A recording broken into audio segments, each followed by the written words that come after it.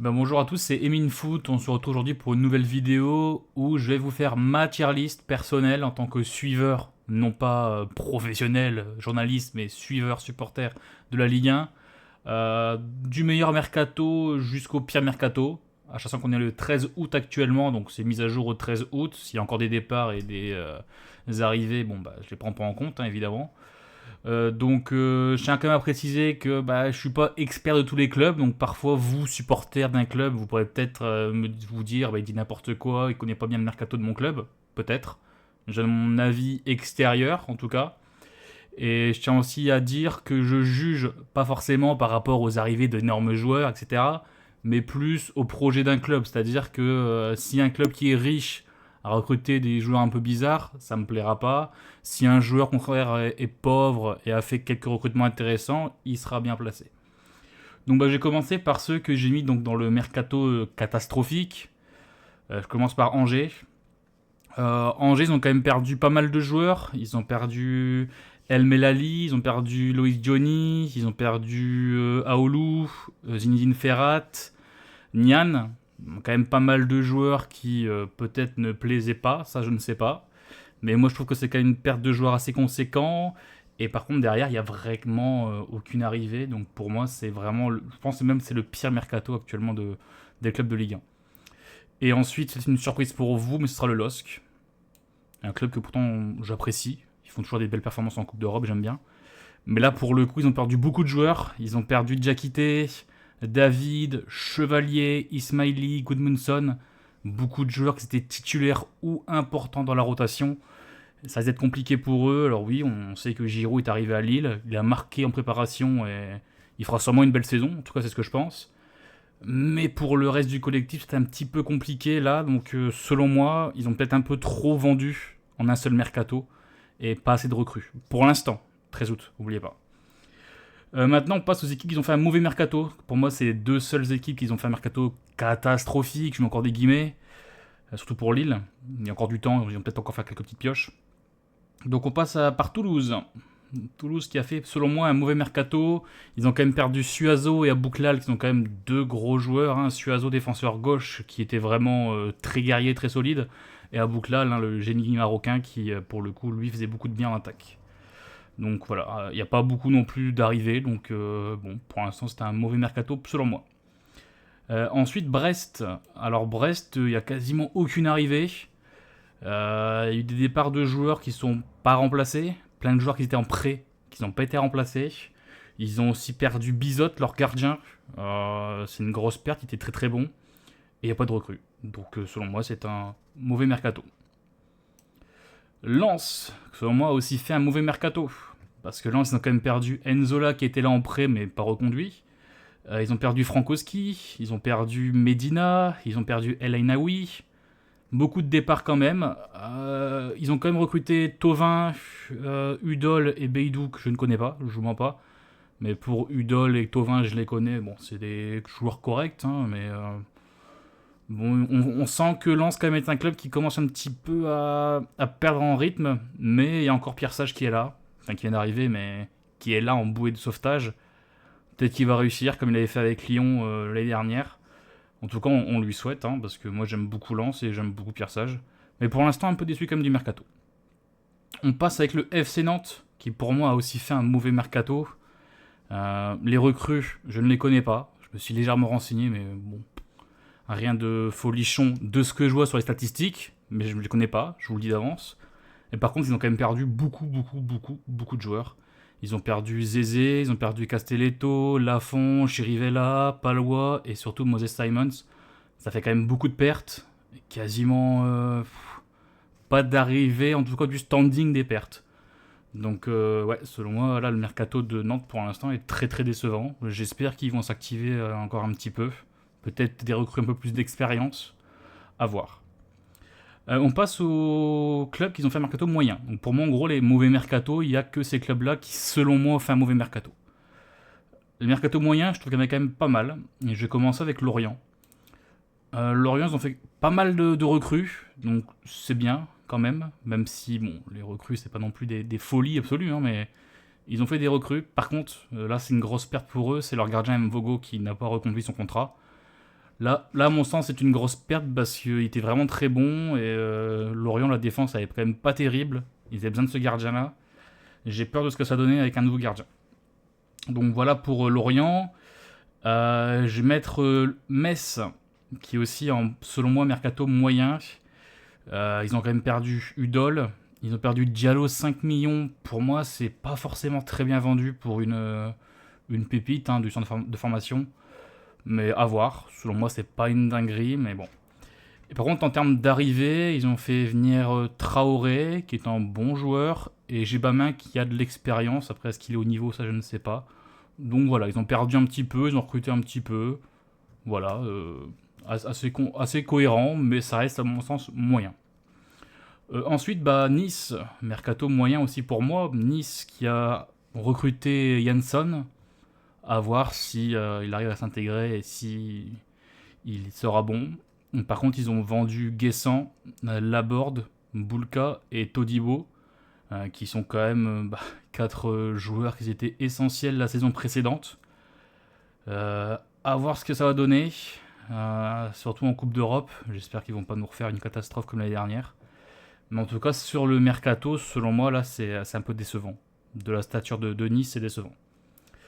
Et ensuite, le PFC, qui pour moi a fait un mercato moyen pour l'instant. Et là, je dis bien pour l'instant, parce que je suis quasiment sûr qu'ils vont s'activer dans les 2 semaines qui arrivent.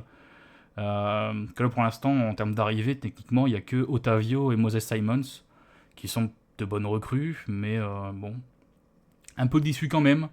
Je m'attendais peut-être à des recrues, un peu plus de recrues, pas forcément en termes de qualité, mais en nombre en tout cas. Mais il reste encore 15 jours. Je pense que ça va se faire. Enfin, il s'active, on sait très bien ça parle d'Ablin par exemple, mais il y a d'autres joueurs aussi qui sont dans le projet, donc à voir. Et ensuite, Rennes, selon moi, a fait un mercato moyen. Alors attention mes amis rennais qui avaient fait des commentaires sur ma précédente vidéo. Je ne déteste pas Rennes, calmons-nous. Rennes, il y a eu beaucoup de départs assez importants. Santa Maria, Matusiwa et Truffert, qui sont quand même des joueurs qui étaient importants, que ce soit présentement comme Santa Maria et Truffert, mais aussi pour l'avenir comme Matusiwa qui était quand même assez bon, on va pas se mentir, et jeune. Ils ont recruté 3 arrivées, il y a eu Frankowski, Merlin et puis Rongier. Merlin-Rongier, 10 millions quand même. C'est quand même pas mal. 10 millions la recrue, ça fait beaucoup. Mais bon, voilà, c'est assez moyen. Ils ont eu 3 départs importants, 3 arrivées. Par contre, il y a eu beaucoup d'autres départs. Et par contre, il n'y a vraiment eu que 3 arrivées. Donc un peu moyen, selon moi. Et pour finir en mercato moyen, il y a le PSG. Et là, que me critiquer encore, me dire le mercato moyen PSG, mais qu'est-ce qu'il raconte celui-là? Techniquement, le PSG n'a pas vraiment fait de recrues. Ils ont pris Chevalier, alors c'est un très bon gardien, mais ils avaient Donnarumma, qui a peut-être été un des grands artisans de la victoire en Ligue des Champions. Donc, assez surprenant en fait la gestion assez douteuse du cas Donnarumma. Même lui, visiblement, vu ce qu'il a publié hier, il comprend pas non plus. On est deux, je comprends pas non plus. Mais par contre, oui, ils ont recruté Chevalier et puis Zabarny, le défenseur ukrainien, qui a du potentiel. Donc à voir, mais ça reste moyen. Il n'y a pas eu de départ important, mais il n'y a pas eu non plus beaucoup de dégraissage. Juste Skriniar qui a été vendu, mais en termes de dégraissage, c'est pas ça. Et pas beaucoup de recrues non plus. Après, peut-être que Luis Enrique est satisfait de son effectif et ne veut pas recruter. Mais du coup, je peux pas dire que c'est un bon mercato. C'est un mercato moyen. Donc voilà, pour moi, les équipes, ils ont fait un bon mercato.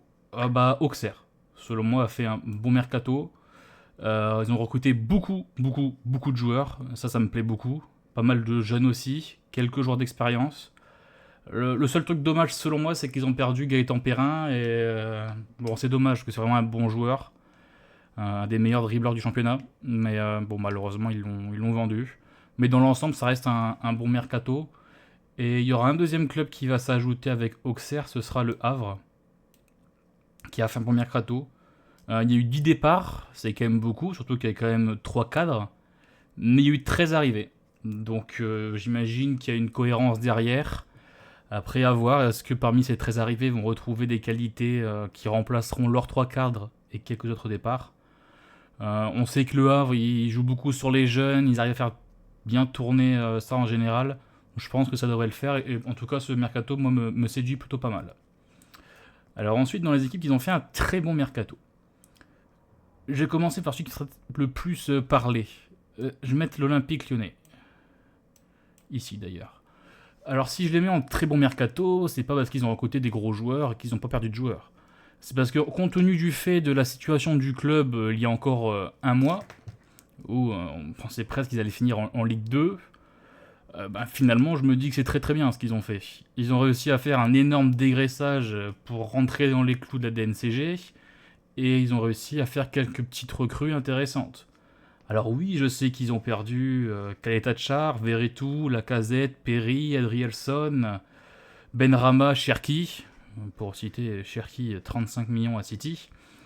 Donc ils ont perdu beaucoup de joueurs, mais ils avaient besoin de ça, et c'était obligé, sinon ils ne pouvaient pas rester en Ligue 1, tout simplement. Ils ne pouvaient plus recruter non plus, donc ils ont dû vendre, ils ont fait les choix qu'ils ont fait. Pour moi, c'est des choix intelligents de vente. Il y a Matic qui devrait aussi être vendu bientôt, c'est pas encore sûr, mais normalement, il va être vendu dans un club du Golfe. Et par contre, il y a pas mal d'arrivées de jeunes prospects, et ça j'aime beaucoup. Et il y a Morton, Chulch, Kluivert, Karabec et Morera. Alors beaucoup de joueurs qui peut-être ne vous parlent pas. Après, comme moi je suis supporter lyonnais, c'est vrai que je me suis quand même très bien renseigné sur ces profils-là. Et en tout cas, moi je suis séduit par ce mercato, parce que je pense qu'il y a un mois on se demandait ce qu'on allait devenir. Et là, je pense qu'on a un avenir assez correct. Je pense que les jeunes qui ont été recrutés vont pouvoir bien s'intégrer à l'effectif et faire des bons résultats.